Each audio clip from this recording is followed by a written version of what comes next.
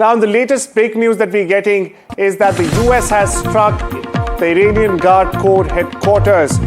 That's right, and it said the strike was to cut off the head of the snake. That's the statement coming in from the US now. It's also said that the IRGC no longer has any headquarters. Shots shared there by the US military of those strikes being conducted on the headquarters. Meanwhile, it's also said that the IRGC killed 1,000 Americans in 45 years. Another piece of breaking news coming in from the Middle East, there from Tehran, to be very specific. My colleague Kate Fisher remains with us. Kate, how important are these strikes after Trump warning that they are likely to continue?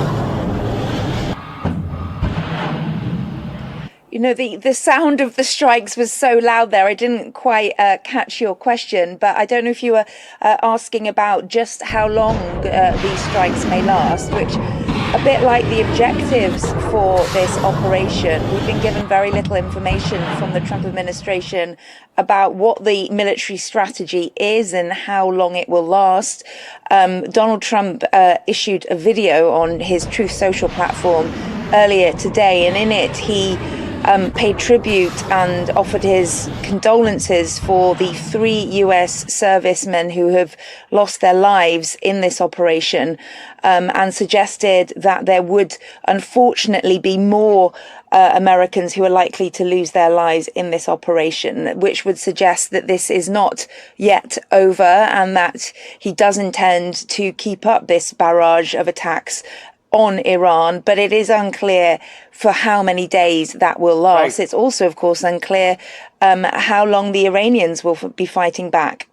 Right. Kate, we understand we don't have a specific timeline of how long is America, willing to carry this conflict on for. What are you hearing, in power corridors and back channel talks? How long is America eventually willing to go? What distance and for how long is the US willing to go against Iran? Well, I don't think it is a good idea for any of us to try and predict that, especially with a very unpredictable president. There have been some military experts that have suggested that even though there's a huge amount of firepower, US firepower in the Middle East around Iran right now, we've obviously got 2 aircraft carriers, hundreds of warplanes, dozens of warships.